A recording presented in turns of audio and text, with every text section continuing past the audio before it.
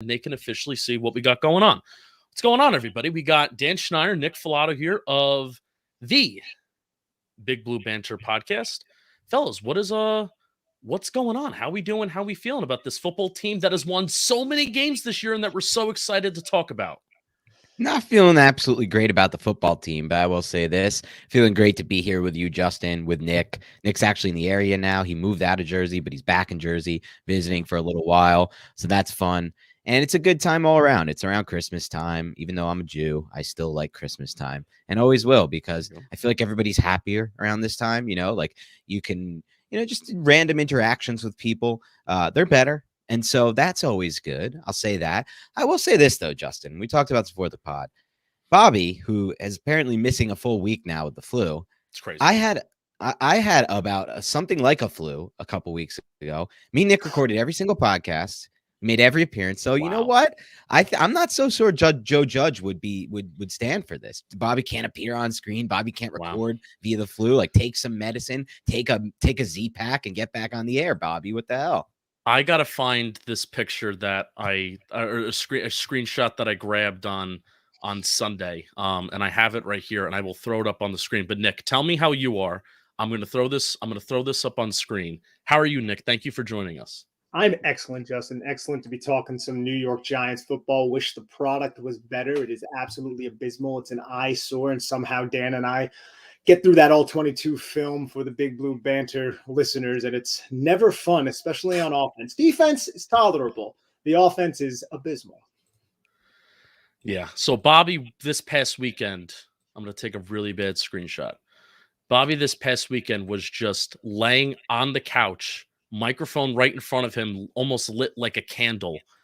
And here, I have it right here. Yeah, I saw him. I actually watched that video when you guys recapping the Dolphins game. Yep. So, I mean, he did have his Jordan flu game. It's just everything else I volunteered to just do for him. And then boom, there it is right there. If you can see it on the screen. Look at the Flintstone shirt. That's major flex right there, Bobby. Major flex, bro. Okay, so what we're doing today, now that we got more than a few people in, what we're doing today, we're going to have a live stream talking with the Big Blue Banter guys, which I would say out of all Giants podcasts in the entire world, they focus the most on the all-22 film, all-22 side of thing, coaches film. I love to call it the Section 315 view of, because that's where I sit, Section 315, where I'm talking to. Let me say this now, Justin. I don't mean to cut you off, but are you on my camp of I'd much rather sit in the third level than the first level? Yes, I actually am adamant about it. Same. And I have gotten mad at people that have taken me to games before that have I feel bad because they've taken me to games. It's like, oh, let's sit in this 100 section. And they think it's so nice. Like, they think these are the good seats. The 100s are not the good seats. Unless you're at 50-yard line and you're a little further up, like 14 to 20 rows up. Those aren't the good seats, especially if it's end zone. Then it's maybe the worst seat in the house. End zone, like front row, like it's great when when the Giants are driving and they're in the red zone. When it's on the other side of the field, it's miserable. And you can never tell. Like, my biggest problem with the end zone view, this is another little rant of mine that I want to get out there, is you can never really tell how many yards are picked up on a play from that end zone angle. You need the other angle.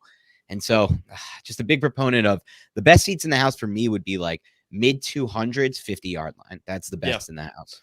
Yeah, I'm like on the 30-yard line, so I love it. I get all 22 access before everybody does, so haha. Yeah, that's a good way to look at it. I like that. But thank you guys for joining me. We're going to have a conversation about, Giants. We're going to, talk about maybe a little sad state of affairs to start, give a little mini Chargers preview, Daniel Jones, Joe Judge, Patrick Graham, and then we'll end it off with some fun questions. So where you're here on YouTube, welcome. And then also, I guess, hello to the crowd that's listening to this on the podcast app for the Big Blue Banter crowd. Hello, my name is Justin Pennick. I'm the co-host of Talking Giants alongside Bobby Skinner. And I would say that Big Blue Banter and Talking Giants, we've said this about each other quite a bit, but I think we cover, like, if you listen to both of our podcasts hand in hand, I think we cover basically everything. I don't think you need really anywhere else to really go to. Big Blue Banter and Talking Giants has kind of got you covered. With and I'll say it in a less political way, Justin, because I don't care. These are the two best podcasts by far on the Giants. There you go. The numbers speak for themselves. I love it. Yes, that's true. So, Nick, I want to throw it to you first. Here's kind of like the opening statement. At this point, Giants stink. They're bad, and it's not even like they stink in their bed, right? It's Daniel Jones is out, and now the level of analysis that we wanted to give, or the evaluation that we wanted to give, it's very much skewed, right? So at this point, what are you watching for? You can be as pessimistic or, negative as much as you want, or optimistic. What are you watching for? What are you looking for? What are you evaluating that could possibly mean something for the future of this football team? Or is there really nothing right now? No, there's always something to evaluate. So sticking with the offensive side of the football, look, Joe Judge might be back for another season. Now, whether we like that or we don't, that's kind of not the case right now, because he might be back. Now, who's going to be the offensive coordinator? That's the big question. So what I'm really watching for is how Freddie Kitchens calls plays and the kind of route concepts that he uses to maximize the yards after the catch, and how he uses Jason Garrett's playbook differently than Jason Garrett used it, because he's not operating within his own playbook, and he can't just pick up, Monday install and just install an entire different playbook. He's using Jason Garrett's terminology. He's using Jason Garrett's formations. He's using Jason Garrett's playbook. But I want to see how he uses that. So that's what I evaluate every game. What is he doing differently than Jason Garrett? And I feel like he's adding a bunch of different little wrinkles and doing just a little different things. Like the time he ran on 3rd and 7, no one expected it. The Giants actually picked up 10 yards. That never happens on a run. But hey, it happened when he did it on a non-running down, because Miami sent a pass blitz and the Giants were able to block it up, and I actually felt like Saquon Barkley did a good job hitting the hole on that one play. So I'm always evaluating Freddie Kitchens right now. But then also looking at Saquon Barkley, because I don't know Saquon Barkley's longevity here with the New York Giants. I don't want the Giants to give him a long-term deal. I don't think he's warranted that. I didn't think the Giants should have picked him with the 2nd overall pick.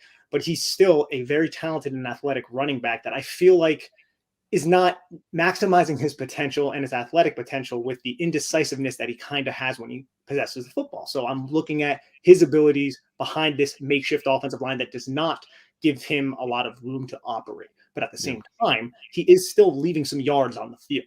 And then I just want to look at every single one of these young players. I want to look at Ben Bredesen and players like that. It sucks that Shane Lemieux and Nick Gates aren't there, because we would definitely be evaluating them. I don't believe the Giants are going to retain Billy Price. Probably not going to retain Will Hernandez.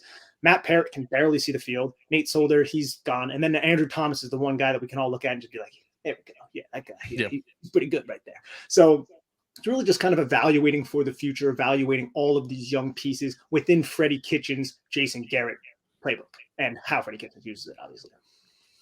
Dan, where are you at? Yeah, I mean, I think Nick nailed it. For me, it's two-pronged right now, at least on the offensive side of the ball. It's one, Freddie Kitchens. And I'll say this, and you guys can listen to the All 22 podcast we dropped yesterday. Me and Nick were both very impressed with what we saw from Freddie Kitchens, specifically in the first half. Second half, maybe not as much. But in the first half, before Glennon's concussion, and Nick has a little theory that at like the 9:50 mark in the second quarter, that's when the concussion happened. And you do see a clear drop-off in Glennon's play from that point on. He's just falling back on every throw. He's off balance base.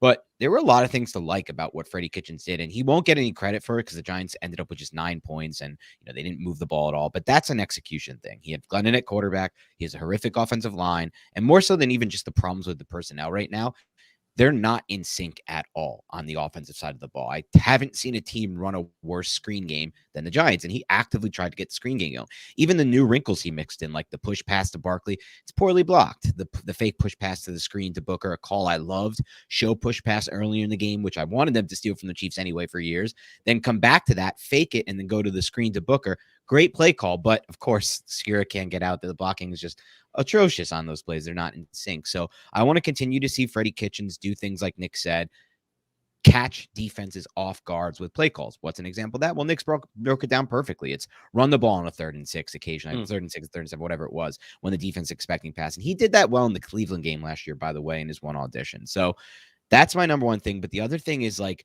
evaluate these young offensive linemen. Like Nick said, I really want to take a look at Ben Bredesen over the rest of the season. And I was hoping to get a look at Matt Parrott. I'm not sure the Giants are going to give us that look, but that's what I was hoping for, because look, you go into an offseason, it is not easy to even find one starting offensive lineman. A lot of the guys you draft are not ready to play in year one. We've been spoiled in recent years with Rashawn Slater, Andrew Thomas, and Tristan Wirfs. It does not always work out like that. A lot of the time, this is the hardest position to transition to NFL, and it takes years for some of these guys. And the Giants, without any cap space, are going to have to try to find 4 starters potentially on this line. So I don't want that to happen. I want them to only have to find maybe 2 or 3, hopefully 2. If Ben Bredesen can show something, and then hopefully Matt Parrott, which, I don't know that, but they're not even playing him, but at this point, or maybe Billy Price can pick it up, but I don't really think me and Nick are pretty high on Price long-term, unfortunately. So at least Bredesen, at least let us knock that number down to 3 offensive linemen to try to fill instead of 4. It's such an indictment, the whole Matt Parrott situation right now. Like he can't even see the field, and it seems like there's something internally happening with Matt Parrott. Like that is such an egregious oversight by this coaching staff that they went into this season being like, yeah, we're comfortable with Matt Parrott starting. Nate Solder, he'll be the swing tackle. And then before week 1, we're like, well, Nate Solder's actually going to start, even though he hasn't played football in over a year. It's like something's a little off here. Something is a little weird. And you can kind of start reading through the tea leaves, being like, this could be a really rough season, especially if the Giants suffer one injury on the offensive line. And what happened in week 2? Nick Gates, their second best offensive lineman, goes down, and then it's just like, oh, geez, man, this is not going to be pretty whatsoever. Well, luckily, they traded for Ben Bredesen and Billy Price, right? Well, neither of them have really stepped up to the mantle quite yet. I'm a little bit higher on Bredesen than I am on Price, but overall, the entire offensive line situation is egregious. Yeah, even Scora, who Bobby has said that he's a much better IQ player than athlete at the at the guard spot, and sometimes you certainly see. He makes some good IQ plays, but he's being outmatched physically too. And the whole thing with Matt Parrott, you had how many offensive line coaches last year that he played? He had 2, and then Joe Judge, who should be heavily involved in every single aspect of the team, but was very heavily involved with the offensive line towards Mark Colombo's final weeks with the team, supposedly and reportedly, right? If the intensity problem and Matt Parrott not having that dog in him, right? Because that's what Rob Sale and Joe Judge have said. Now, I'm not taking everything that they say totally to heart, because they're not going to come out and say the guy sucks, and they're not going to come out and tell you the actual truth as to why he's not playing. But if that is the reason, right, which is a solid reason for an offensive lineman to not be aggressive enough, fine. If that's the case, though, you had an entire year to evaluate him last year. That's the frustrating thing. And I think it goes even deeper than that. Yeah, and I didn't mean to cut you off, Justin, but I think it goes even deeper than that, because that goes down to the scouts, that goes down to the general manager, because you have to be able to evaluate these guys' personalities as well. You have to know if this guy's going to have the dog in him to be an offensive lineman. He didn't. If that's not the case with Parrott, this wouldn't be the first time it happened. They completely misevaluated DeAndre Baker from that standpoint. It's obvious. They traded 3 picks to go get this guy. You don't trade 3 picks to get someone unless you're locked in. I would argue you should never be trading 3 picks for anyone but a quarterback anyway, but you should really not be doing it for someone who you're not sure of off the field. And so it's just, if he doesn't have the dog in him, if that's the reason, and you look at it like, oh, the coaches aren't going to say anything bad about him. I look at the opposite way, Justin. I look at it like Judge hasn't said a single word about a single player at any point negatively. And this is, now he comes out publicly and says that about someone. That's really bad. That's a really, really bad sign. Well, Rob Sale went in on him. Rob Sale was the one, yeah. And I was at the joint practices. My buddy Snacks and I, we were at the joint practices in New England for just a couple days, but that was it. That's all Giants fans got in terms of fans going in and seeing non-beat reporters. And Sale, and I'm having trouble remembering the assistant offensive line coach's name. What was that, Nick? Wilkerson, Ben Wilkerson, yes. Yeah. Ben Wilkerson got in Parrott's face, and it was and I could sense it was one of those conversations of dude, you got to give me more. It wasn't a happy-go-lucky, hey, how you doing, bud, conversation. It was a, coach, get it right in front of your face mask, and let's fucking go. You know what I mean? So that's the kind of vibe that I picked up in the summer, and it's just crazy that we're in 2021, and they had the offseason to possibly do something about it. And if the alternative was Mike Remmers for this year, fine. If the alternative was even Cam Fleming this year, but okay. But better the fact than that it's Solder. Nate Solder just makes it that much worse. Yeah. I want to add something into the pair conversation. First off, shout out to Snacks, Jason Garrett, doppelganger. Shout out, bro. But we've kind of talked about Matt Parrott's passiveness on our podcast, Dan. And I think the word we used to describe him was passive hands in pass protection. Yeah. A lot of the times he doesn't attach and attack. He kind of just places and then glides. He was always more of a smooth moving athletic type of tackle rather than I'm going to maul and rip your face off type of tackle. And that's kind of what we got on the film too. And it's obvious that that's what Rob Sale and Joe Judge are talking about when they're saying that he doesn't have that dog in him. I think it's very obvious when you watch the tape. Doesn't mean he can't be effective, but do you really want an offensive lineman that doesn't have that dog? It's 3rd and 1. I need you to grind through someone's soul. And that's kind of what Matt Parrott hasn't really shown that quite yet. But again, the Giants had to know that when they drafted him. I mean, it was similar at he was dominating UConn competition because it was UConn competition. But you can see, man, those hands were always passive. They're not violent. Yeah. All right. So, we just referenced Joe Judge a little bit, the coaching staff and evaluating. So we're going to get to Joe Judge. We're going to get to some other players for a few minutes here. May not even be all that worth it because it doesn't matter. It almost doesn't even matter who the Giants are playing this weekend. If you're without Daniel Jones and possibly without Mike Glennon, and we're looking at possibly Jake Fromm starting, that's not a good situation. So let's have a little bit of a mini Chargers preview where maybe I can let you guys Google Gaga over Justin Herbert as film guys. So playing Justin Herbert, possibly without Keenan Allen. I know he's vaccinated, but he's on the COVID list, so that's TBD. Brandon Staley could play the conservative route with Joey Bosa, but he's practiced this week. Asante Samuel Jr., Linval Joseph are some other question marks.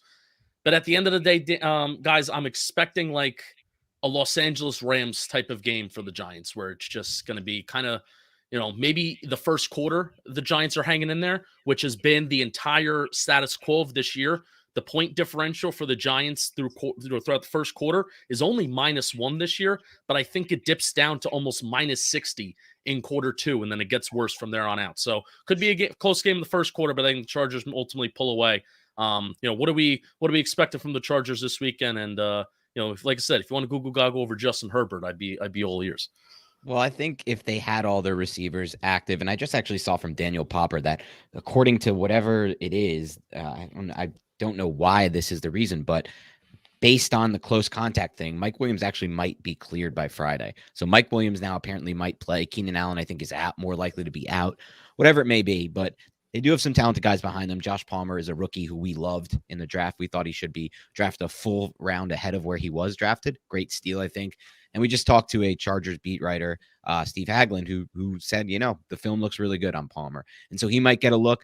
But I think Nick nailed it actually on that podcast. What's really going to happen is Austin Eckler is going to go off in this game because the flats are always open against Patrick Graham, like Nick said, and he's right. And Austin Eckler is really good in the receiving game. And Joe Lombardi really likes to use his running backs in the receiving game. So if you can get in on any props, by the way, I don't know if we have gamblers listening to this, but if you get any props. We have DraftKings on the logo. There you go. Get in on the Austin Eckler over for receiving yards and for catches. I think I'm going to hit one for you guys there. But for me, overall, I think you nailed it, Justin. I think it'll be a lot like that Rams game, regardless of which receivers play, mostly because this is the exact type of quarterback that Patrick Graham's defense struggles with. If you have a quarterback who has the velo to rip through these zones, it's never looking pretty for Graham. And it's not like Tua didn't move the ball at times. Like the Giants got some punts, and Giants forced some punts against the Dolphins. It was great. I'm not so sure they're going to force too many punts against this Chargers team. So, can they stop them in the red zone, force field goals of Patrick Graham away? Sure, that might happen. Can they get some turnovers? Hopefully.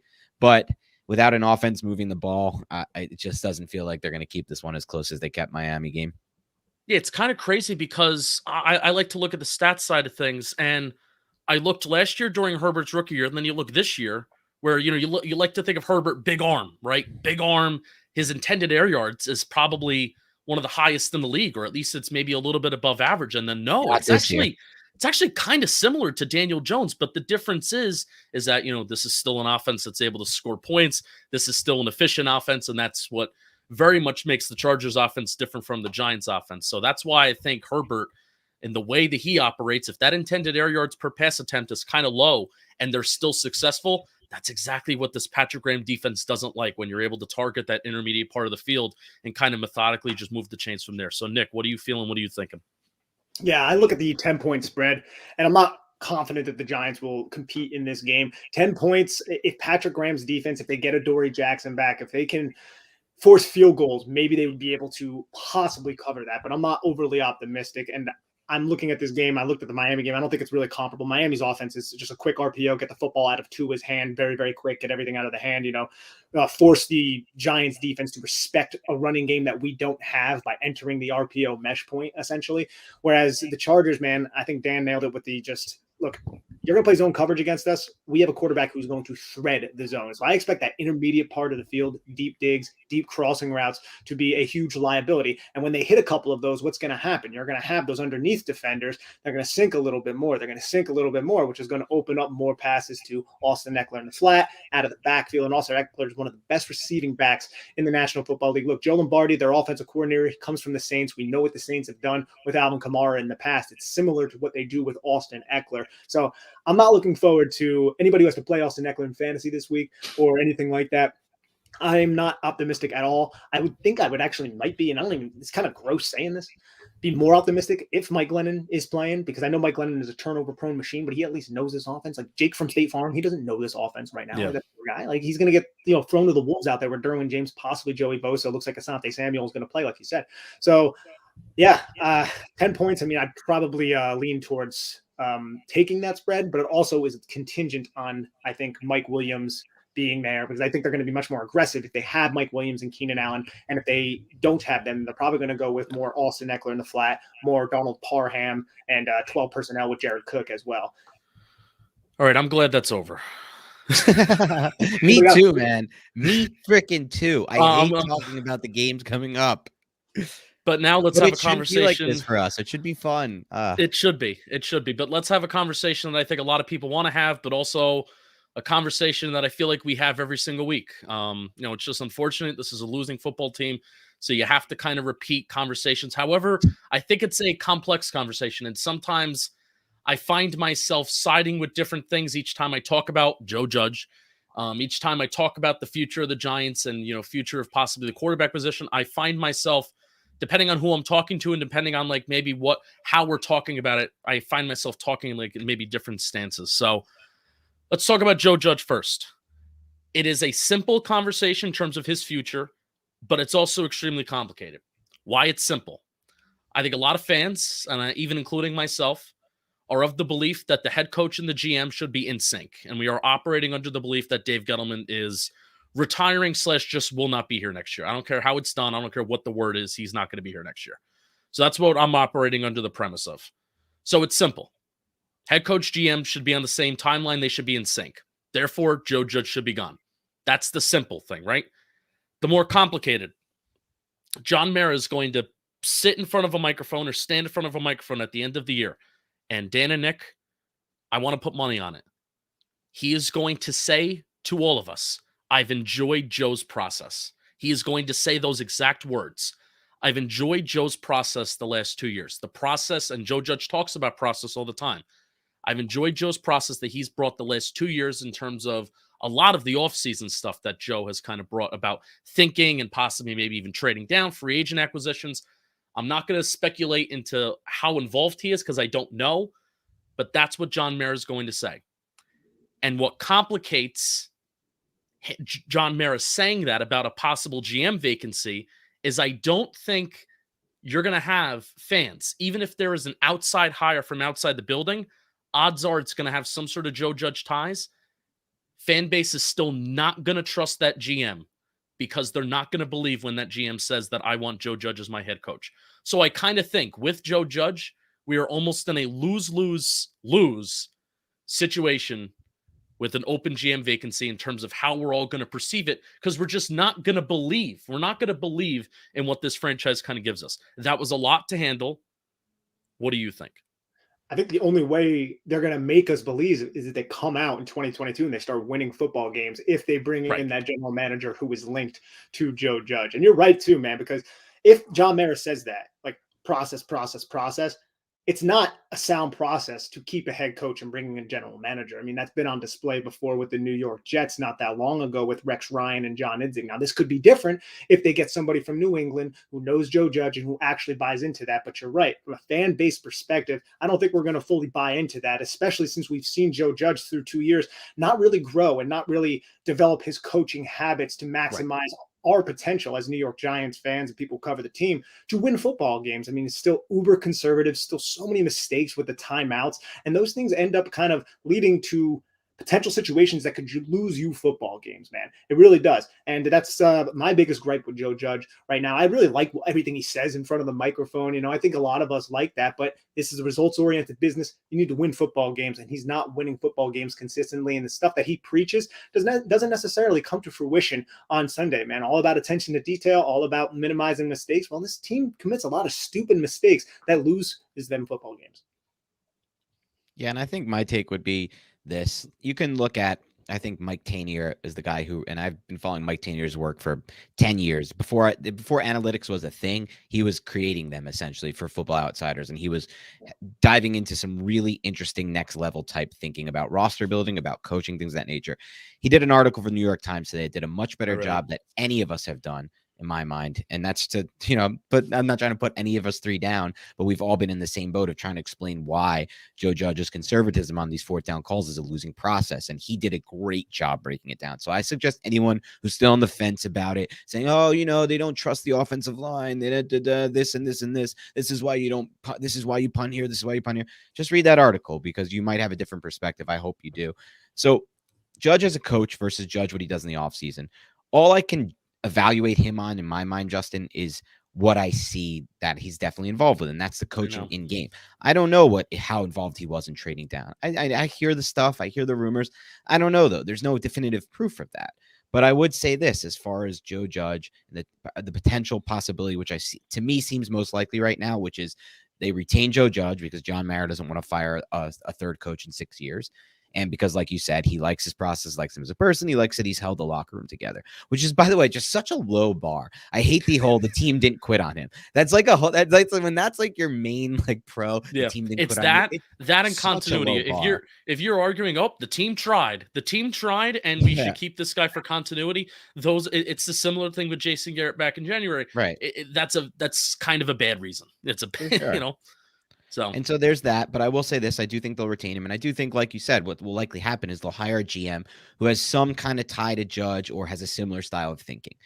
Now, ultimately, like you said, that's a tough sell for the fans, but I will give them a more 30,000-foot view that I think is optimistic and important.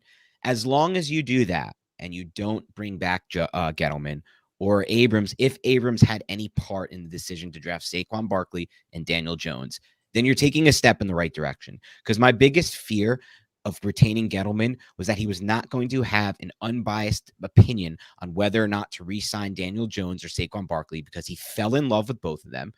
He's admitted he fell in love with both of them. Most of us believe he overdrafted both of them. There's strong proof that he overdrafted Saquon Barkley. The jury is out on Daniel Jones. But regardless, the idea that he drafted them so far ahead of where others were going to draft these players shows that he wasn't going to have in my mind, an unbiased opinion on whether or not to re-sign them to massive contracts. So as long as they bring someone in from the outside, I at least can sleep at night knowing that we're going to have a clear, clean, unbiased outside evaluation of whether or not to move forward with the two most important decisions that this next GM will have. Do you re-sign Daniel Jones? Do you re-sign Saquon Barkley? Yeah. Not even re-signing Saquon Barkley, but it also pick up the option. A guy that we know is Research Rick, but on Twitter he's an NYG fan in Charlotte. A tweet that he had that really has stuck out to me: the autonomy of the new GM will be showed if Saquon Barkley is possibly traded. That is the real test of the autonomy of the new GM, is if that is a green light possible trade. Really, let's even Nick. Go ahead, Nick. Let's get into this real quick. Saquon Barkley right now, his value is at about its lowest. What do the Giants get if they decide to trade Saquon Barkley, like this individual states? You know what's funny? I was just about to ask you guys that, because as people who watch film week in and week out, now here, you want my opinion? Yes. I made this graphic 2 weeks ago, so this is before the Miami game. Saquon Barkley, you can see 25% of his carries either go for 0 yards or negative yards. And that's not good. Now, Devontae Booker's not having an awesome year, but it is kind of dramatically less. And obviously having the Raider game thrown in there where the Giants offensive line and Nate Solder, they were moving people at will. That does influence this 18.6% number. I recognize that. But Saquon Barkley, touched by the hand of God, the gold jacket prospect, for even with the bad offensive line, for you to be having carries where you're getting, 1 out of every 4 rushing attempts are going for 0 yards or negative yards. I mean, that's just unacceptable in today's NFL. It's unacceptable in the NFL at all, because let alone the goal of running the ball in today's game, at least in my opinion, my analytics mind is saying the goal when you run the ball in today's NFL is to just stay on schedule. Don't do anything crazy. You don't need to do anything crazy in the run game. 20, 30, 40 yards. If you get it, great. but just stay on schedule. Keep the offense on schedule and keep things moving. I don't know what if I was another team, I don't know what I would get for Saquon Barkley. However, that's because I watch the Giants every day. If I didn't watch the Giants every Sunday, I would look at Saquon Barkley saying, you know what? Second year coming off an ACL, the fantasy football data and a lot of the data shows that second year coming off the ACL, that's even better. 2018 Rookie of the Year, the last time maybe the Giants have not had a good rushing offensive line and a good rushing scheme, maybe, and wasn't even that good in 2018. But the 2021 offensive line is worse than it was in 2018. Maybe you guys can agree with that. Maybe you guys don't. If I was an unbiased perspective, I would be interested in trading Saquon Barkley and possibly giving a third-round pick. An unbiased perspective. But as a Giants fan, I watch it every day. I wouldn't give anything. Well, I think there's a couple things at play here. One, we don't unfortunately have anything to go off of because at least in recent years, and that's really all that matters. You can't go back to when a GM traded his entire draft for was it Ricky Williams, or was that who it was when Ditka traded the whole draft? You can't go back to that. The NFL's changed, and a lot of there's very few Gettlemans left that are calling the shots. Guys who are going to take a running back in the top 8 in back-to-back years, or whenever McCaffrey went. Was it the year before Barkley? In back-to-back years, he's going to say, laugh in the face of positional value, laugh in the face of all the things he laughed at. I'm watching Jonathan Stewart film, and I don't think he's lost a step. Tells us that with a straight face. There's few guys like that. Most of these teams are not run by those types of people anymore. And so you're going to have a hard time finding any example of a team trading for a player. So we have nothing to base this off of. But I think the bigger issue at play here is that, I'm curious what you guys think about this. I don't really feel like I'm watching the same player on film that I watched in 2018. And the 2018 offensive line, while it might have been slightly better, was not much better. And the scheme was not much better from an offensive system standpoint. And yet the results are so much different right now. And I'm just not sure I'm watching the same player. I really said this last podcast. I think he's having a confidence issue right now. I think he's starting to read and hear a lot of the people doubting him.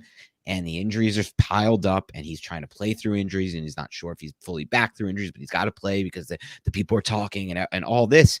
And I'm just not seeing the same confidence, not anywhere near it, what I saw in 2018. So if other people are watching the film that I'm watching of Saquon Barkley, I just don't know how you're going to offer more than even just like a 4 for him. I know. Like, at this point. See, I don't know, man. I can see a team picking late in the second round, being like, you know what, this is the guy we need. We're going to be picking late because we're a good football team. Maybe we just need a difference-making type of running back behind our good offensive line that can, force defenses to try to focus on the run a little bit more. And you know what? We don't necessarily need this to. That's kind of where I'm at now. I'm not going to, sign my name to that, but I think there is a conversation to be had that a late second round pick from a better football team who's competing to win a Super Bowl may be interested in a skill set like Saquon Barkley 2 years after the ACL. I mean, the guy's 25 years old right now. He still has tons of football ahead of him. And if you put him in an offense that isn't, just absolutely disgusting like the New York Giants, you get him into space and stuff like that. I mean, that's where Saquon Barkley thrives, going, just vertical, hitting a hole and just going. That could be a difference maker for that team that team may think, hey, if we add this type of running back, that may take us to the next level. It's just something that popped into my head. And I also just think all it takes is one general manager and one team to believe that. Like a lot of people, I mean, the Kansas City Chiefs, man, they could have invested that first round pick on Clyde Edwards-Helaire in many different directions, and they went with Clyde Edwards-Helaire that year. So there are teams that are still investing, prime draft capital into the running back position. Yeah, the Steelers did it with Najee Harris as well. And I do think that overall, obviously both those teams are probably regretting it. I mean, maybe not the Steelers just yet, but time will tell. But I do think what you said, Nick, is spot on. If you can get that same guy who was like accelerating through those holes and finding them, and that home run, that often home run hitter, more of like less of the Joey Gallo and more of the Giancarlo Stanton type of back. Because that's all he is, really. That's all he's ever been for the Giants. A Chris Johnson, and some people have called him a poor man's Chris Johnson, but I don't think that's fair. Like a CJ 2K when he was in his 2K season, that was like Barkley's rookie season. He's a home run hitting back, but right now we're not getting the home runs, and he just doesn't look on film to me like like he looked in his 2019 season. Because when he came back off that high ankle, I believe it was in 2019, that's the injury he suffered, I'm pretty sure. he did look really good the second half of that season. It took him a few weeks to get back, but I mean, I think from that Miami game on, like he was good. He was like, looking really like good. the old Saquon. But I just don't see that right now. For whatever reason, I'm not looking at that. And I guess, like, hopefully you can find a GM who's like, again, year removed from the ACL. He can get back to that. We can build his confidence back up with a better offensive line. And like you said, Nick, all it does take is one GM. Yeah. All it does is take and again, like we're watching them every single week in every single play, and Nick is right about that one GM point where the same argument goes for Evan Ingram. There are teams that are going to look at what this guy can do versus what he hasn't been doing. And that's what I think the bottom line is for a guy like Ingram, where it's like, oh, he would go to another team and he would be great. What? He's not a good football player. And then it's the same thing with Saquon Barkley. Like, there's going to be a team and there's going to be a GM, a fan base that's going to look at that guy and that's going to put on the big plays.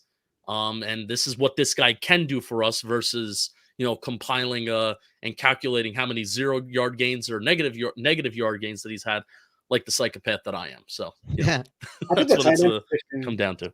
Really interesting for the New York Giants, because I don't know if Evan Ingram is going to be retained. And if you look around free agency right now, you have David Njoku, who's more than likely going to be a free agent, OJ Howard, who could be a free agent. You have Evan Ingram, Dalton Schultz is up to be a free agent. There's a lot of solid Gerald Everett. There's a lot of solid tight end options who could be out there. So I'm wondering what the Giants are going to do. Are they just going to, they're not going to go into next season, obviously, with just Caden Smith and Kyle Rudolph. So do they think about possibly bringing back Evan Ingram? And how do they even do that, though, with their current cap situation? Joy. It's a joy. It's a joy of a question, Nick. That's what it really is. Nick, you were Dan, you were talking about that article that you brought up recently that Mike Trainer wrote. And I found this this was one of my favorite excerpts. What's the point of trusting the defense to get the ball back after a punt if the offense cannot be trusted to gain a necessary yard or two? Because I feel like that's one of the points that we've been trying to contradict as the years have gone on, of why is the aggressive mindset almost better for a bad offense versus like an offense that just scores points? Like, if we just scored points more at will, or even just at an average rate. Yeah, we can afford to punt more in these spots. We could afford to kick a field goal. We could afford to punt. But the fact that, like, why should we trust our defense if we can't even trust our offense to score points on a consistent basis? Because at the end of the day, the name of the game is scoring points. And that actually leads me to a question that I have for you guys. So there's people like myself who, I've said it over and over again, you guys are so nitty gritty and you're so you're in the film and, you're inside of, kind of almost like the coach's mind, the evaluator's mind. Whereas me, I have the take of this Giants coaching staff does not prioritize scoring as many points as possible and does not prioritize scoring 7 points. So that's a very bold statement and it's a very broad statement. Would you agree with that? And do you think that's fair to say about this Giants team and this Giants coaching staff? Oh, I think it's 100% fair to say, and I don't find it to be a bold statement. And I think we have proof it's not a bold statement because there was literally a post-game. There was multiple moments post-game that have proven this to me. The first one was after they beat, I believe it was Carolina, and they had a late game punt, and then they ended up then forcing a punt, and then they scored on the next possession. The Giants, so they punted it, they forced the punt, scored, and Judge was like, "See, I told you, it's the process. It's not about the results." That was the first moment. I was like, "Oh my God!" And then the second one was a few games later, where he even said himself, Joe Judge, "I don't think it's always important to score touchdowns. I think sometimes you have to be more focused. You shoot yourself in the foot. You shoot yourself in the foot when you find yourself in a situation." Yeah. And so he's admitted it to us. He's shown it on the field, and he's also said it in his words. So I don't find it to be a bold take. I think it's just the facts. Yeah, spot on. It's just the facts. And sometimes I don't even think that's necessarily always a bad thing. I think it depends on the context of the game. For me, with Joe Judge, is he leans on that far too often. And I don't feel like he always has the best feel of what's actually going on and when to go for it. And I understand, man, the offense sucks. The offensive line is terrible. But on that 4th and 2, man, like you got to pick up 2 yards in that situation. You need to kind of provide a spark. You're in Miami territory at that point. And I would have much rather have him. And I know Miami ended up punting there, so he could even sit back there and be like, hey, look, did it again.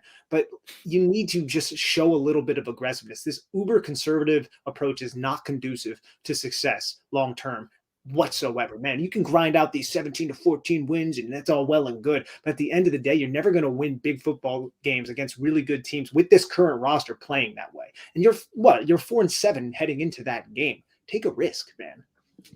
Yeah. All right, before we get to some fun questions and we'll wrap up, I want to touch on Daniel Jones.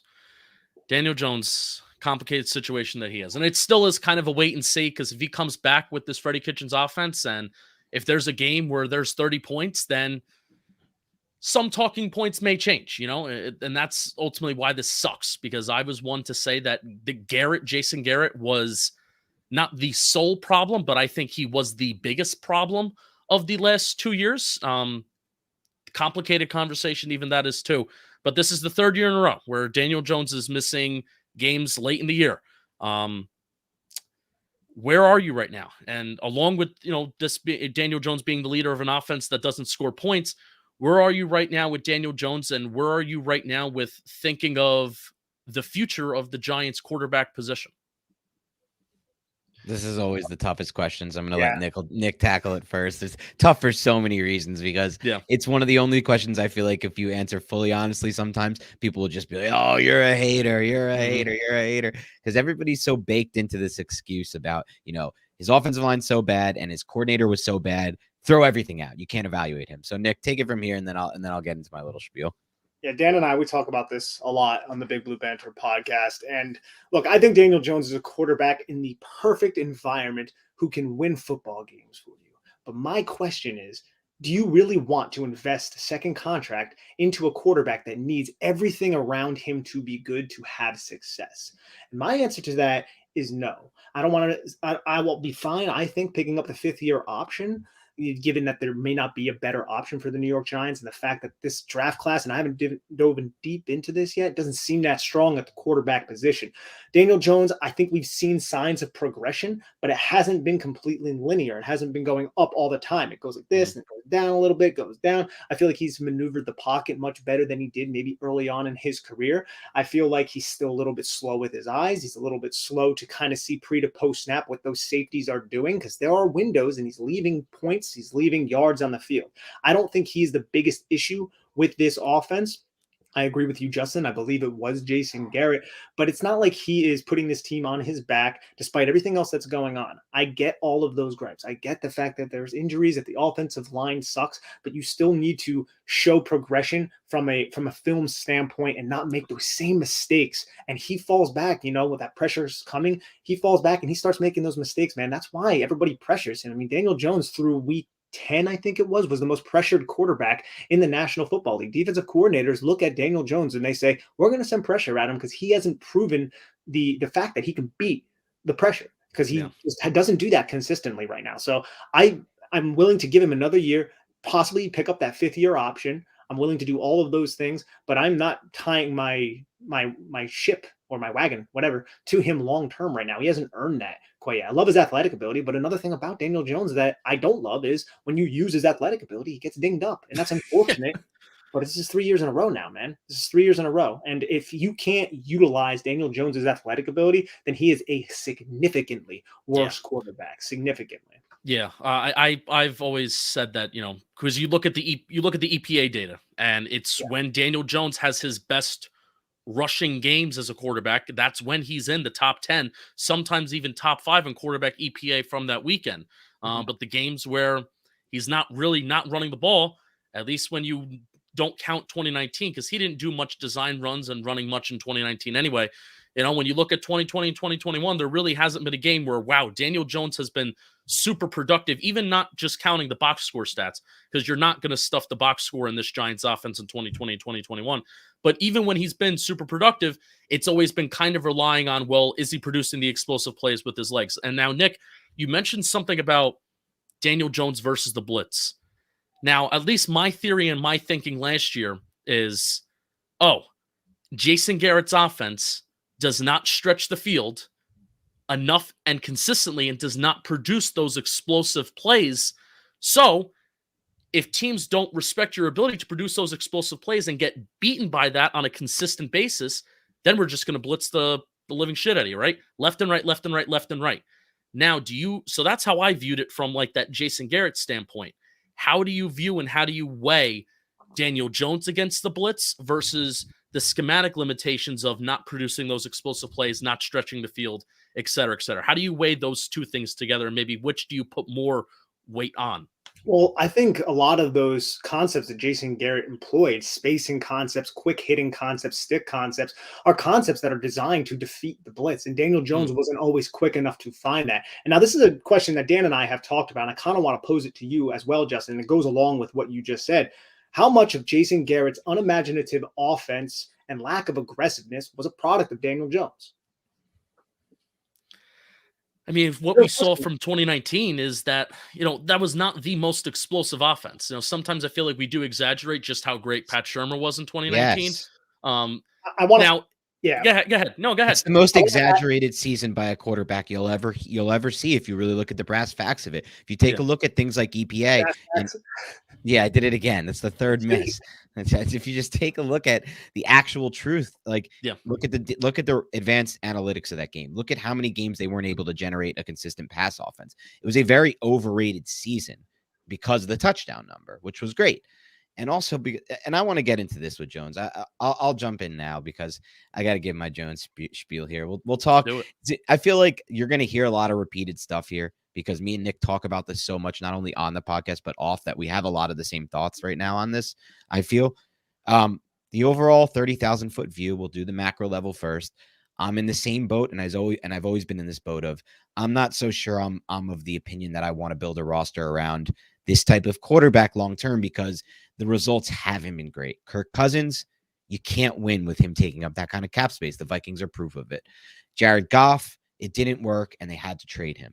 And there's very few examples. Now, the problem is the macro level, there's also a big problem. That problem is there aren't many difference-making quarterbacks. I can think of like a few right now that I believe can be difference makers. Kyler, Burrow, Herbert, Mahomes, Rodgers. And then I start to run out. I'm sure I just missed a couple right there, but I start to run out and they're incredibly hard to find. And they're not in every class. Like Nick said, we haven't taken the time yet to watch this class. And I'm going to now. I really am, because to me, I think Nick said it best. From week 5 on, in my mind, I've seen a big regression out of Jones. From the film from week 5 on after that Saints game until last week when he was taken out, there's been a massive regression in my mind on the tape. It's been really ugly tape from the Giants passing game with Jones in there, if we're just going to be honest about it. But like Nick said, this quarterback class, I don't know if I like any of these prospects. And I don't want to get into a situation where we're doing what we did in 2019, forcing a quarterback because you need somebody to replace Eli Manning. You want to retire off in Nantucket, having said that you found its quarterback. So you go down to the Senior Bowl. You didn't like this guy to begin with. I mean, he spent 6 games going to watch Justin Herbert, none watching Jones in his final season, finds him at the Senior Bowl, loves the way he leads the huddle, loves how he practiced that week, starts to watch some film that he convinced himself on, and you love this guy. Well, I don't want that. I certainly don't want that again, Justin. Yeah. So for me, on the minor level, or I guess we did the macro level, let's take it down a notch. My biggest issue with Jones right now is that I think he has slow eyes. I think Jones does a really bad job post-snap of processing the defense. And I think he does a bad job of recognizing patterns within the defense. I think someone explained it to me the other day, someone I really like who breaks down quarterback film. He's like, most of what playing quarterback is, it's pattern recognition. It's, being able to recognize these things that you see on the film and then what you see on the field from what the defensive coordinators are doing before and after the snap. And I just think Jones has never displayed that at any point in his career. At Duke, he was a one-read quarterback. That offense was snap, get the ball out of your hands to a screen, or snap, get it out quick. And then Pat Shurmur got him and he simplified the hell of the offense. See, people always come back to this. Like, the reason they can't give up on Jones is because he looked so good in 2019 with Pat Shurmur. Why don't we just give him a new coordinator and then he could look like Pat Shurmur again? But what they don't really think about, in my mind, is that Pat Shurmur simplified the hell out of that offense for him. It was all half field reads, high to low. And over time, you can't expect a quarterback to only be able to operate out of a half field read, like an offense that was that simplified, because as you get more tape, defenses take away the simple reads that were available to you. And what Jason Garrett asked him to do was a lot more. He expanded the entire scope of what Jones has to do as a quarterback. And in my mind, from the film I see over and over again, he hasn't done a good job adjusting to that. His eyes are too slow. He doesn't, and like Nick said, it's really bad news to me. I'm going to take the question you asked, Nick, and I'm going to say 75% or more is on the quarterback when you can't beat a blitz, because the best quarterbacks in the NFL, you cannot even blitz them. Look at the game plan Patrick Graham had to resort to against the Tampa Bay Buccaneers here. Everyone's like, I talked to a lot of fans of the Giants who are in family members around Thanksgiving. They're like, you love Patrick Graham and you've praised him and you love the way they built this defense out back to front with the secondary and all the analytics. But what happens against the Bucs? We couldn't do anything. Why didn't they try anything? I was like, trust me, if they tried anything as far as sending extra pass rushers at Tom Brady, it would have led to 40-yard touchdowns, broken plays, and massive plays. You cannot blitz Tom Brady. The best quarterbacks in the NFL, you can't blitz them because they beat it every time with their mind. And that's something Daniel Jones has not been able to do, beat the blitz with his mind. And I said after that Tampa game, when I was at my lowest on Jones last year, that I was worried that was going to be a blueprint for how to beat Jones from this point on. Todd Bowles blitzed him on 79% of the snaps. At that time, it was the most any quarterback had been blitzed in a single game last season. And did the same thing in 2022, and you saw that was Jones' worst game. Yep. And so I still think the book is out on Jones. You just got to blitz him. And until he proves he can beat that with his mind, I'm not so sure that, he's where he needs to be for the Giants to feel confident moving forward in him. The funny thing is one of the talking points and one of the things that I was looking at on next gen. Now, again, this is analytics, this is numbers, and things can be skewed. And, sometimes it doesn't show up like this on film. NFL Next Gen labeled Daniel Jones after his rookie year as one of the top 10 quarterbacks against the blitz. And that dramatically changed in 2020 and 2021. So I'm thinking to myself, and again, this is how I think, and I look at things a little bit differently than you guys, because you guys are looking at the tape, you come away with your takes. I look at the next gen data from that 2020 season. I don't have it really refreshed in 2021, but I guarantee it doesn't look that much different. But the 2020 season, his tight window rate, and the tight window throws that like 20, over 20% of his passing attempts are going into tight windows, which that tells me it's either A, Daniel Jones is making a bad decision on where to throw the ball, or B, his wide receivers don't get open. Okay, so let's examine that. You look at the wide receiver separation numbers, you compare them to 2019, 2020. It was helpful that the wide receivers and the tight ends were basically the same from 2019 to 2020. So it was kind of easy to compare, except it was just different offensive systems. The wide receiver separation and yards after the catch kind of dramatically took a little bit of a dip from 2019 to 2020. So that's what I looked at. Like when I said, okay, I looked at 2019, Jones was labeled as a top 10 quarterback against the blitz, throwing against the blitz, versus 2020, why he was so bad. It's because you're not getting a lot of routes that stem a lot of separation, not getting a lot of routes that stem a lot of yards after the catch. Therefore, Daniel Jones is throwing into tight windows. That's what I kind of framed it and I kind of thought, but I guarantee you it's a combination of kind of everything. Daniel Jones not recognizing things enough, not reading a defense, not reading things fast enough from, post-snap, and then also probably, a coordinator in a system that was not the best either, which I know you guys have recognized as well. So it's just, I think in a lot of ways, it's the NFL adjusting to who he is as a quarterback on film, because he saw a lot more man coverage as a rookie, because they didn't realize yet that he's much worse against zone than man. And he was in a system, like I said, that was very simplified for him, but this Jason Garrett system wasn't really simplified for him at all. No. And it just doesn't seem like he adjusted well to it. And we agree, like with you, and we've said it countless times. It's not like, oh, well, Daniel Jones couldn't take up to Jason Garrett's complex system. Jason Garrett's system sucks. It was a failed, broken offense. Like,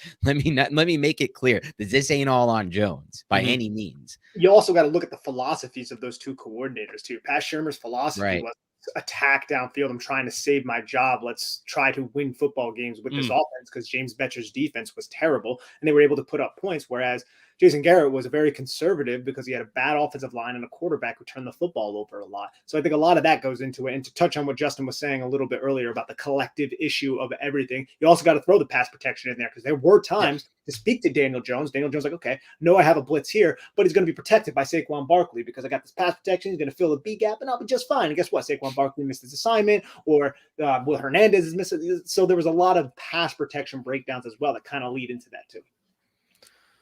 Oh boy, having so many games where Nate Solder's your left tackle and then your right tackle. And that's the Good problem luck. with all of it, because those are valid excuses for why he hasn't played as well. They really are. Well, excuse is they're valid reasons as to why, hey, if you're on the camp where maybe he deserves another season, right, then yes, it's fair. But also, like all of you, like you guys have been saying, those are also valid reasons too. Because sometimes the word excuse can just be like, oh, that's the one excuse, when football's a game of nuance, and it's just so complicated. So that's why, basically to kind of end the Jones conversation, we'll have a few minutes where we kind of BS and we ask some fun questions. Where I am with Jones is the NFL is bad at evaluating quarterbacks. So that means I'm bad at evaluating quarterbacks. But I do not blame anybody if we are thinking about drafting a quarterback this year. Like if we're thinking about drafting, trading for, I don't blame anybody. I don't know where I am right now. Where I am is I'm poking my toe in the water. I'm poking my toe in the water of thinking about, hey, if a situation comes up where Saquon Barkley can go to Seattle and Pete Carroll falls in love with him and we got to trade away some draft picks for Russell Wilson, I don't know. But that's a very back part of my brain. I'm open to dipping my toe in the water where if there's a situation that does come up, I will talk myself into a quarterback, or have Daniel Jones as like that bridge quarterback next year. And we solve it somewhere else down the line. So, it's just missing games. It's just missing games that really hurts in the month of December. So sure. Let me ask you a quick question. So if the 2020 quarterback draft was a 2021 quarterback draft, are we all just like, okay, they're definitely going to go with one of these 5 guys? I'm sorry, say that again? Would the Giants even package picks to trade up to get one of those guys, since they have 2 first-round picks? The 2020 quarterback class, the 2021 quarterback class, what would the Giants really be looking at doing with their draft capital, the Daniel Jones situation, and the fact that you have 5 potential really good starting quarterbacks? Is it crazy to say they would take Mac Jones and everybody would laugh at them, but they would probably be right? No, I don't think you're saying if Jones is still on the Daniel Jones is still on the roster, right? Yeah, I'm saying. No, I think they've proven to us that no matter who was in the class, they wouldn't have drafted over Jones. I mean, we know that Dave Gettleman was in love with Justin Dave Gettleman's not here. This is 2021. Oh, got you. We have a new GM in place. Yes. Okay, this is a confusing question. I'm trying to follow. So Dan, the 2020 draft didn't happen. But the 2020 prospects that we saw last, or no, excuse me, do you mean the 2020 or 2021 draft class, Nick? 2021, yes. 2021. So Mac Jones, Justin Fields, all those guys are now in this year's draft class. Yeah. Would the Giants take a quarterback? But they still have Daniel Jones, right? Yes, they still have Daniel Jones. So last year's draft, move it to this year. Well, I don't know. It depends on who the new GM is, right? Yeah, but I'm saying, what are you thinking? Like, what would I do? Where would you? What would I do? I'll be honest, Nick. For me, I'm big on like having to have a full evaluation of these players to make a decision. And as you know, as we've talked about, we didn't take that much time to evaluate the quarterbacks last year. So I didn't do a full eval on Fields. I didn't do a full eval on Lance at all. I loved Wilson, and I still loved Wilson, and obviously Lawrence is Lawrence, and we wouldn't have had a chance at him. So it really would have been, I guess, and we would have we'd had the trade up potential, right? But no one's trading. Or they just we let Mac Jones fall into our lap, which wouldn't Mac Jones wouldn't he just be the perfect Giants kind of quarterback? And he would have just fallen into our laps. And the crazy thing is that everybody would have laughed at us, but I think, as you're seeing, everybody laughed at the Patriots, but they were right, and he's going to be Rookie of the Year, and he's running away with it. So I find that to be funny. Yeah. All right. I can laugh at that. I can't laugh at the Herbert situation. I can at least laugh at that one. The Herbert one still just brings too much pain for me. All right. Well, let's move on and let's have some laughs. Let's actually have laugh and not have some sarcastic stuff. So we answered a question on today's mailbag pod, and I just want to bring it back. I have some other fun questions too, but I just want to bring it back. So Rupert Pupkin asked on Twitter, if we were to draft 3 Giants beat reporters to fight with us, like to join us, like not fight against them, but to join us like for a fight, who would you draft? And Dan, I'm throwing it to you first. Who's the first pick in your Giants beat reporter fight club? Yeah, so I'll start by saying this. I wish I could be in your league because you and Snacks missed the best pick by far. Like the first overall pick whiff by all. You guys had 6 picks and you didn't take him. It's an obvious pick. Jordan Ronan. He's battle tested. He's been there. You all know about the time you all know about the time he got into a physical altercation with Eric Flowers. He got shoved by Flowers. He got back up. He walked it off, and he's a better man for it today. And story legends tell that, he was the winner of that fight. Some people say, you know what, maybe Ronan actually won that fight, because a couple years later, Flowers is out the building and Ronan's still here reporting about the New York Football Giants. So Jordan Ronan, the clear 1-1, battle tested. You've seen him. You know he can do it. That's my first pick. Are we doing a snake draft, or am I going to go 3 here? Or does Nick get a choice now? I mean, if we even want, we'll just go like one by one. And if you want to repeat people, because I guess we're picking from a limited pool, that's okay. So go ahead, Nick. It's true. See, Ronan would have been my pick as well because of that situation. He also seems to have an edge to him on Twitter and everything like that. This is true. But I honestly don't know that much about a lot of the Giants beats. Now, I worked for one of them, and I currently work for another, but neither of them really fit the bill of somebody I'd kind of want to join in my fight. You don't think Patty Trania can can throw it down? I think Patty can definitely throw it down, but she's such a nice person. Dude. I know she's a saint. She's such a good person that I can't picture her coming to scraps with somebody, and then Ed's getting he's getting a little long in the tooth right there, so I don't really know what's going on with that. So I'm gonna go with somebody that I feel like not a lot of people like, and I'm gonna go Pat Leonard. Nice pick. I'm gonna go contrarian here just to kind of get a conversation going. Not a lot of people like him. I think he knows not a lot of people like him, and he's gonna go out there and maybe surprise some people with his little fist right there. Yeah, I mean, Art was both of our first. Well, no, technically, Snacks picked Zach Rosenblatt because he was loyal. Because he's loyal to Snacks, and he wrote a story on Snacks. So I'm like, all right, he's not a bad pick. And Snacks Rosenblatt is all about would be lowest on my list, and I like him. He's a nice guy, and I like his coverage. But Snacks is all, he's all Italian, so he's like loyalty and family. I'm like, all right, take it easy. Listen, the reason you got to pick Rosenblatt last is because the guy wears a jacket on the beach. Immediate last pick. He recently changed his profile picture, and I was like, oh, Zach, thank God. Cute pick. I was like, why'd you change it? He's like, oh, because I was getting criticism for wearing a jacket on the beach. I was like, oh, okay. Understandable, you said. Art Stapleton is Art Stapleton's a clear topic. I mean, I just pick I pick guys with dad rage, and I have a feeling Dan Duggan has dad rage. Like he recently just had a kid, and we talked to him over the summer, and he sounded almost like a different human being. Like, I would go Lombardo over Duggan, because Lombardo I've seen get into like furious politically charged debates on Twitter where he's just like destroying people or like getting mad at all these political takes or defending his own political takes. So I've seen that political rage, and I've seen what the politics can bring out in him. So I'd actually go Lombardo over Duggan. Now, this isn't a critique.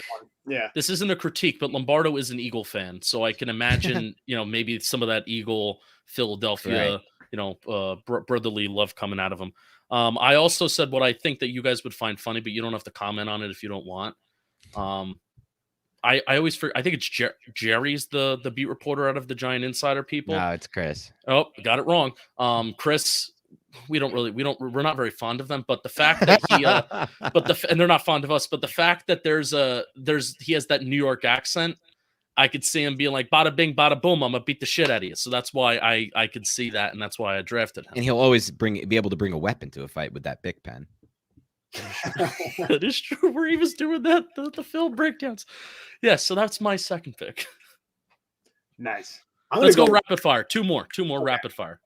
I'm going to go with Patty just because she's going to bring the kindness and no one's going to ever want to harm her. So I'm going with Patricia Traina. Beautiful. I've made my picks. I stand by them. Jordan Ronan, easy 1-1, Lombardo and Hart. It's a great team. All right. So I have something to show you. I showed it to you before the show, so it's not going to be as funny. But I find myself when I'm watching all 22, I find myself to be looking at things that aren't happening that are directly related to the play.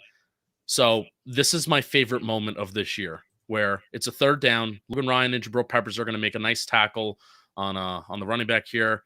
And then David Moa is just going to get really, really excited and get the crowd pumped up. So I found that when I was watching all 22, I'm like, okay, David Moa is now a person that I want to hang out with. So based on your all 22 film study this year, are there any players, or is there a player where they've done something that's been funny or something that you like, that you would like, hey, I want to hang out with them, or I like this guy's vibe? I got two. So one on offense, one on defense. And the The one on offense kind of goes to what you just showed, a sideline celebration. And it was Sterling Shepard. And it might have been in that Carolina Panthers game. I'm not 100% certain. But there was a catch at the sticks. And the guy falls at the sticks, first down. Sterling Shepard runs up. And this dude's injured, right? He runs up, like plants both of his feet and just screams like, ah, and just did that. And I was like, yo, that's a dude I'd grab a beer with. And then on defense, bro, Dexter Lawrence, bro. Dexter Lawrence, this dude, he gets a sack. He's so fun. He does the big man dance and everything like that. So I think I'm going to roll with Big Sexy Dexy and Sterling Shepard. Nick stole my thunder a little bit with the Shepard pick. That would be my pick as well. I've actually had the opportunity to interview Shepard his rookie season when I was with 24/7 Sports. Or was coming off his rookie season. Super nice guy in person. Like, you can just tell. But based on what Nick is saying, you always see him on the sideline hyping up players. Even Barkley, when he had that one nice run last week, like, I was watching the film and I saw Shepard like right in his face, like not dressed or anything, but just right in his face, like dapping him up, like giving him the confidence he needs. So Shepard for sure. On the other side, it would be a player who's no longer playing right now for the Giants and might not be back. And that would be Gibril Peppers. I just feel like Gibril Peppers is my kind of guy. And I actually watched him once in high school when he was at his final year of high school, return a kickoff for 101 yards and a touchdown. He literally looked like he was playing with athletes that should be on the JV team, the way that his game speed looked like at that level. And so he would be the guy I would pick for the defense. I went to St. Peter's Prep. So my freshman year was Gibril Peppers' junior year. And that was the year before, I think the year of he committed to Michigan, because then his senior year he committed, and then Paramus Catholic had him playing tight end. I mean, he still won the state championship, but they had him playing tight end his senior year because I guess they didn't want him getting hurt. But his junior year, he was quarterback, running back, everything. And I didn't like him for the longest time. I really hated his guts. But now, now he's a Giant, at least for now he's a Giant, and I've fallen in love with him. All right, fellas. So it's been fun little live stream. We did our best to have some serious conversations, but also have some laughs amongst a football team with not a lot of hope moving forward. But Dan and Nick, thank you for joining us. If you have any closing thoughts to get us out of here, please give them. No, just happy to be here and talk Giants football with guys like you, Justin. It's been fun. Hope we get to do this in the future with Bobby. And I'll stand by the point I made earlier. It's really only 2 podcasts you guys need to be consuming, ours and Talking Giants. Love it. Awesome, guys. Yeah. This has been a lot of fun, Justin, man. We'll do it again. A little cocky there with that final closing comment by me. But a little bit, yeah. Fuck it. Yeah. You gotta have a big ego in this business. I always say that. You gotta have a big ego. You gotta love what you do, and you gotta think that you're doing a good job. So for sure. Absolutely. Hey, thanks for having us, though, Justin. Hopefully we'll do this soon, and hopefully the Giants will be good eventually. Yes, there you please, go. Dear God. All right, we got a comment about, is Bobby alive? And I need to pull it up. Yo, is Bobby alive? Yes, he is alive. Don't worry. He will be back on the preview pod, which will be recording tomorrow. Patreon.com/Talking Giants if you want to see it beforehand. And then we will be live, and we'll have that episode live Friday morning. So preview pod then. Thank you to everybody for tuning in. Go subscribe. I put the link in the description on Apple, the link to the description of Big Blue Banter. Go subscribe to their podcast. Go check them out. Give them 5 stars, all that. Thank you so much, everybody. We will see you soon. Peace.